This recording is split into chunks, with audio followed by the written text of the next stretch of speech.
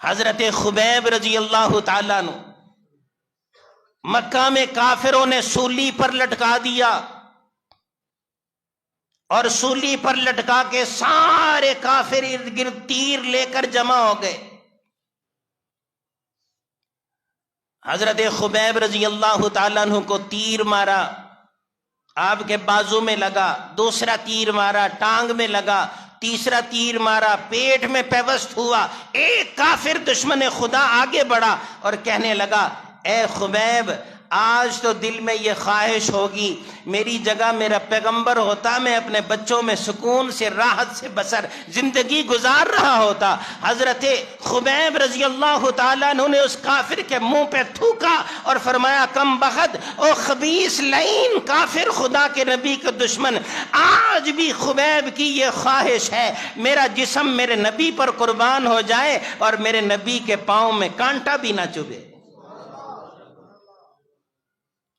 کافر کہتا ہے، کمال ہے، میں نے کبھی کسی کے اتنے وفادار نہیں دیکھے جتنے آقا نامدار کے وفادار ہیں۔ بڑے بڑے بادشاہوں کو دیکھا لیکن اتنی جانثاری کسی کے ساتھیوں میں نہیں جتنی وفاداری نبی کریم علیہ الصلوۃ والسلام کے صحابہ کی زندگی میں ہے۔ حضرت خبیب رضی اللہ تعالیٰ عنہ کی میت کو سولی پر لٹکا دیا اور اعلان کیا کہ اس سولی پر سے کوئی اتارنے کی جرت نہ کرے۔ نبی کریم علیہ الصلوۃ والسلام تک یہ خبر پہنچی، یا رسول اللہ، ہمارا ساتھی 40 دن سے سولی پر لٹکا ہوا۔ حضور علیہ الصلوۃ والسلام نے 2 صحابہ سے فرمایا، جنت کی بشارت ہے تمہارے لیے اگر خبیب کو سولی سے اتار کر آؤ۔ یا رسول اللہ، ہم حاضر ہیں۔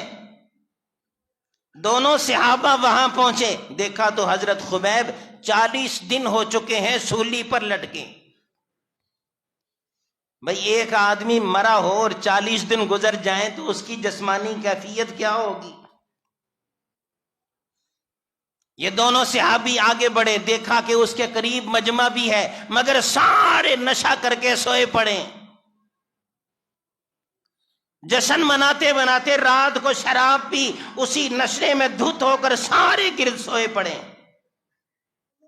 یہ صحابی سولی پر چڑھے، حضرت خبیب کو کھولنا شروع کیا۔ جیسے ہی حضرت خبیب کا جسم کھولا، اپنے کندھے پر اٹھایا، فرمانے لگے، خدا کی قسم جسم ایسے ہی نرم و نازک تھا اور تازہ تھا جیسے چند منٹ ہوئے ہیں ابھی شہادت پائی ہو، اور ایسی خوشبو اور معطر جسم ہے جیسے کہ ابھی ابھی جنت سے کستوری کسی نے لا کر لگائی ہو۔ حضرت خبیب رضی اللہ تعالیٰ عنہ کو کندھے پر اٹھا کر صحابی بھاگنے لگے۔ کچھ کافروں کی آنکھ کھل گئی، پیچھا کیا، دوڑ لگا دی۔ صحابہ کرام پریشان ہو گئے کہ کندھے پر خبیب کو اٹھایا ہو، بھاگ نہیں سکتے، پکڑے جائیں گے۔ خبیب کو وہیں پر چھوڑا، حضور نے تو سولی سے اتارنے کا کہا تھا، وہ اتار لیا، خبیب کو وہیں زمین پر چھوڑا۔ فرمانے لگے، خدا کی قسم ہم نے اپنی آنکھوں سے دیکھا کہ ہم نے اس کو زمین پر رکھا، اللہ نے زمین کو حکم دیا، زمین پھٹی اور اللہ کے حکم سے خبیب کی قبر وہیں پر تیار ہو گئی۔ اللہ نے خبیب کو کافروں کے پنجے سے اس طرح محفوظ کیا، زمین کے ذریعے محفوظ کر دیا۔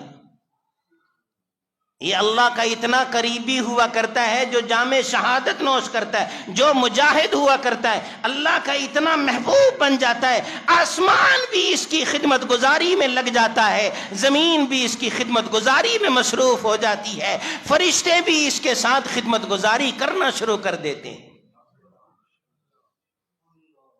فرمایا نبی کریم علیہ الصلوۃ والسلام نے، وہ خبیب، وہ میرا خبیب، پروردگار عالم نے خود اپنے فرشتوں کے ذریعے اس کو زمین میں مدفون کر دیا۔ فرشتوں نے زمین میں اس کی قبر بنا دی اور وہ عامر بن فہیرہ آسمانوں پر فرشتے اٹھا کر لے گئے، وہیں پر غسل دیا، وہیں پر اس کو مدفون کر دیا۔ یہ جام شہادت نوش کرنے والے